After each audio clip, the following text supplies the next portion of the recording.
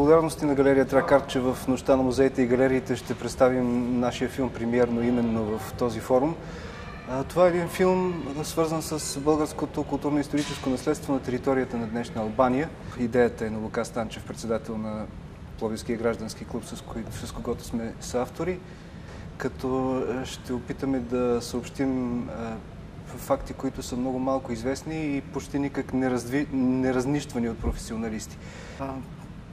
Цялото събитие, аз лично като журналист следя от самото начало и се радвам, че то се развива в различни посоки и се надявам тази година да бъде по-концентрирано и с повече присъствие на хора, които наистина знаят къде отиват и какво търсят. Приветствам въобще това събитие. Виждам, че то се разширява.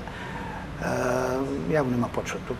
При нас в галерия Тракар, заедно с колежката Маргарита Джарова, ще покажем ще открием изложба, посветена за молитва за Пловдив, така е темата. Решението е, ще проекта ни по една работа да покажем двамата, тъй като помещението, залата е голяма, просторна, дава възможност. Решихме да бъде полиптих.